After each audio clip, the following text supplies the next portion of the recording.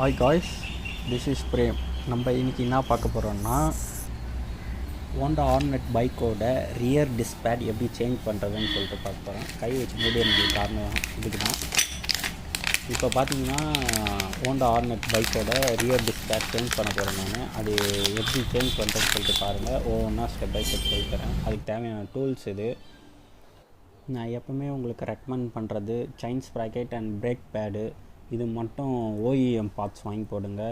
எதுக்காக சொல்கிறேன்னா, நீங்கள் 200 இல்லை 150 பிரேக் பேடு வாங்கி போட்டிங்கன்னா ஒழுங்காகவே இதுவாகாது. அதாவது எப்படி சொல்ல, அந்த கான்டாக்ட் வந்து கரெக்டாகவே இருக்காது. இதோ பாருங்கள், மேலே நான் வந்து லோக்கல் பிரேக் பேட் தான் போட்டேன். லோக்கல் பிரேக் பேட் போட்டதில் மேலே டாப்பில் பாருங்கள், டிப்பில் டிஸ்பிளே டிப்பில் அதில் சுத்தமாக பேடே படலை. இதே ஓஇஎம் போட்டோன்னா ஃபுல் அண்ட் ஃபுல் பக்காவாக பாயிண்ட் ஆஃப் கான்டாக்ட் பக்காவாக இருக்கும். இது நான் வேறு ஒரு லோக்கல் பிராண்டு வாங்கி போட்டதால் பாருங்கள், அந்த டாப்பில் டிஸ்பிளே டாப்பில் கரெக்டாகவே பேடு உக்காராமல் எனக்கு கீழே மட்டும் பேடு தேயுது, கீழே மட்டும் டிஸ்பிளே தேயுது, மேலே டிஸ்பிளே தேவையில்லை, மேலே இருக்குது ஃப்ரெஷ்ஷாகவே இருக்குது. இப்படி இருந்ததுன்னா சீக்கிரமாகவே நம்மளோட டிஸ்பிளேட்டு போய்டும். ஸோ அதனால தான் நான் எப்பவுமே OEM displayed and chain sprocket use பண்ணுங்கள். அந்த ப்ராடக்டோட லைஃபு அதிகமாக இருக்கும் when compared to லோக்கல். அதேமாரி லோக்கலில் நிறைய டிஸ்அட்வான்டேஜும் இருக்குது. இதுமாரி கரெக்டாக உட்காராது. அதேமாதிரி டிஸ்பிளே ஃப்ரண்ட்டு பார்த்திங்கன்னா 1200+ வரும், பேக் பார்த்திங்கன்னா 900+ வரும், அதுமாதிரி வரும். ஸோ அதனால் கரெக்டாக பார்த்து பக்குவமாக யூஸ் பண்ணுங்கள். இதுதான் டிஸ்க் பேட். உங்களுக்கே தெரியும், இந்த கோடு இருக்கிறது வந்து கொஞ்சம் அட்வான்டேஜ். எதுக்காகனா, இந்த அப்ரெசிவ் பார்ட்டிக்கல் வந்து கரெக்டாக போய் கரெக்டாக அந்த ஓட்டையில் உட்காந்துடும். அதுக்காக தான் அந்த கோடு கொடுக்குறாங்க. இன்ஸ்டாலேஷன் ப்ராசஸை ஸ்டார்ட் பண்ணிடலாமா? ஃபஸ்ட்டு என்ன பண்ணோன்னா, பைக்கில் அப்படியே நம்ம ஆக்சியல் போல்ட்டெல்லாம் கைட்டாமையே டிஸ்க் பேட் எப்படி ரிமூவ் பண்ணுறதுன்னு சொல்கிறேன். எப்போவுமே இந்த வந்து போல்ட் இருக்கும், அதாவது எரர் ப்ரூஃபிங் மாதிரி. அதாவது பேடை லாக் பண்ணுற போல்ட்டுன்னு சொல்லுவாங்க. ஒவ்வொரு பைக்கில் ஒவ்வொரு டைப் இருக்கும். ஒரு சில பைக்கில் வந்து அலைன் கீ கொடுத்துருப்பாங்க, ஒரு சில பைக்கில் வந்து பின் டைப் கொடுத்துருப்பாங்க. பின்னை ரிமூவ் பண்ணால் இந்த போல்ட் ஈஸியாக கைண்டி வந்துடும். ஸோ அதனால் எந்த வந்து அலைன் கீ, ஸோ அதனால் அலைன் கீ வச்சு லூஸ் பண்ணிக்கிறேன். ஃபுல் லூஸ் பண்ணிட்ட பிறகு போல்ட்டை தனியாக கைட்டி வெளியேற்றிட்டிங்கன்னா அவள் தான் பேடை இப்போ ஈஸியாக ரிமூவ் பண்ணிடலாம். இப்போ பிளேயரோட ஹெல்ப்போடு நம்ம என்ன பண்ண போகிறோன்னா, அந்த 2 டிஸ்க் பேடையும் எடுக்க போகிறோம்.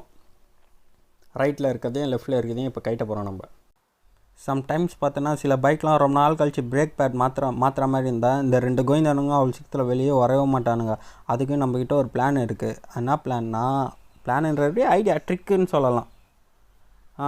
எப்படின்னு பார்த்தோன்னா, இந்த போல்ட் இருக்குல்ல, அதாவது என்ன போல்ட்டு, இந்த ப்ளீடர் போல்ட்டுன்னு சொல்லுவாங்க. அந்த போல்ட்டை கொஞ்சம் லூஸ் பண்ணிவிட்டு அதுக்கப்புறம் இந்த பிளேயரை வச்சு ரிமூவ் பண்ண பார்த்தோன்னா வெளியே வந்துடும். பாருங்கள், பாதி வெளியே வந்துச்சு. அவ்வளோதான், ஈஸி. நான் ப்ளீடர் லைட்டாக லூஸ் பண்ணிட்டேன். நான் ப்ளீடர் லைட்டாக இல்லை, நம்ம நார்மலாக வெளிச்சாலே பாதி தூரம் வெளியே வந்துடும். இன்னும் கம்ப்ளீட்டாக வெளியே வரணும், ஃப்ரீயாக வெளியே வரணும், அப்படி டிஸ்டர்ப் இல்லாமல் அப்படின்னா இந்த ப்ளீடிங் போல்ட்டை லைட்டாக லூஸ் பண்ணிவிட்டு வெளியே வந்துடும். அப்போல கோயிந்தேன். அதை விடவே முக்கியமான விஷயம், எதுக்காக இப்படி கைட்டுறோன்னு சொல்லிட்டு சொல்லலை நான். எதுக்காகனா, நம்ம டயரை ரிமூவ் பண்ணி இந்த கேலிப்பரை அழகாக கைட்டி வெளியே எடுக்கவே முடியாது. ரொம்ப கடினமான வேலை அது. எதுக்கு அந்த கடினமான வேலை பார்க்கணுன்னு சொல்லிட்டு தான் இந்த ஸ்மார்ட் மூவ். இப்போ எல்லா பைக்லேருந்து டிஸ்க் பேடு கைட்னா இப்படி தான் இருக்கும். பட் ஆனால் நீங்கள் இந்த டிஃப்ரென்ஸ் பார்க்கலாம். அதாவது மேனுஃபேக்சர் டிஃப்ரென்ஸே பாருங்கள். மேலே அப்ரெசிவோட டென்சிட்டி வேறு மாதிரி இருக்குது, கீழே பாட்டமில் அதோட டென்சிட்டி வேறு மாதிரி இருக்குது. அதுமாதிரி டிஃப்ரெண்ட் வேரியண்ட்டோடு இருந்தால் டிஸ்பிளே கண்டிப்பாக அடிவாகும். இந்த மாதிரி கொலரான டிஸ்க் பேட் வாங்கி போட்டோன்னா என்ன ஆகும்னா, டிஸ்பிளேட்டோட திக்னஸ் கம்மியாகும். எங்கே கம்மியாகும்னா, ஃபுல்லாலாம் கம்மியாகாது, பர்டிகுலராக ஒரே ஒரு பிளேஸில் மட்டும் கம்மியாகிடும். அப்படி கம்மியாகிடுச்சுன்னா கண்டிப்பாக டிஸ்பிளேட் மாற்றி ஆகணும். அதுக்காக தான் சொல்கிறேன், எப்பவுமே டிஸ்பிளேட் ஓஇஎம்மே வாங்கி போடுங்க. அதான் நான் ரெக்கமெண்ட் பண்ணுவேன். இப்போ நான் என்ன பண்ணுறேன்னா, இந்த பிஸ்டனை உள்ளே நவுத்துறேன், கேலிப்பர் பிஸ்டனை உள்ளே நவுத்துறேன். எந்த ஜாம் ஆயிடுச்சு பார்த்தாலே தெரியுது. ஏன்னா ப்ளீடர் போல்ட்டு ஃபுல்லாக லூஸ் பண்ணிட்டா இந்த பிஸ்டன் வந்து அந்த பிளேயரை வச்சு ப்ளஸ் பண்ணோன்னு வச்சுங்களேன், அப்படி ஸ்மூத்தாக உள்ளே போய்டுவாப்புல. ஆனால் நான் என்ன பண்ணேன், ஃபுல் அண்ட் ஃபுல் மொத்தமாக கைட்டி கேலிப்பரை ஃபுல் அண்ட் ஃபுல் க்ளீன் பண்ணிட்ட பிறகு அதுக்கப்புறம் எடுத்து போட்ட பிறகு தான் பக்காவாக செட்டில் ஆனாப்புல ஆள். இப்போ பாருங்கள், லோக்கல் டிஸ்க் பேடுக்கும் ஓஇஎம் டிஸ்க் பேடையும் வச்சு கம்பேர் பண்ணுறேன். அதாவது அந்த அப்ரஸியோட சைஸ் திக்னஸை விடுங்க, சைஸ் அதாவது லென்த்து ஹைட்டுன்னு கூட சொல்லலாம். பாருங்கள் டாப்பில் ஓகே, பாட்டமில் வந்து பாதிக்கிட்ட ஒரு 1 mm கிட்ட வந்து கிளியரன்ஸ் இருக்குது. இந்த மாதிரி கிளியரன்ஸோடு இருக்கவே கூடாது. This is a reason disc plate get damage. Caliper full செட்டியே டிஸ்மேண்டில் பண்ணிட்டு ஃபுல் அண்ட் க்ளீன் பண்ணிவிட்டு அப்புறம் போட்டால் தான் கரெக்டாக போய் லாக் ஆகும், பிஸ்டன் ஃப்ரீயாக மூவ் ஆகும். எப்படி மூவ் ஆகும்னு சொன்னோன்னா, கையில் ஹைட்ராலிக்கில் அது மூவ் ஆகும், நம்ம ஹேண்ட் பவரோ டூல் பவரோ குத்தோன்னா மூவ் ஆகாது.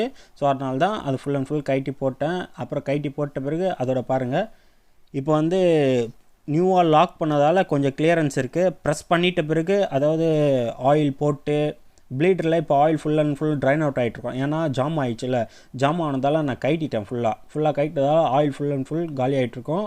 அதாவது ரிசர்வயரில் பிரேக் ஆயில் இருக்கும், அந்த பிரேக் ஆயில் திருப்பி ஃபில் பண்ணிவிட்டு அதுக்கப்புறம் இது பண்ணிட்ட பிறகு பாருங்கள் இப்போ கரெக்டாக இருக்குது. பக்காவாக பிரேக் அடிக்குது, பழைய மாதிரியே பக்காவாக பிரேக் அடிக்குது. தேங்க்யூ ஃபார் வாட்சிங் guys, keep on supporting me. நம்ம சேனல் புதுசாக இருந்தால் லைக், ஷேர் அண்ட் சப்ஸ்கிரைப் பண்ணுங்கள். Thank you guys.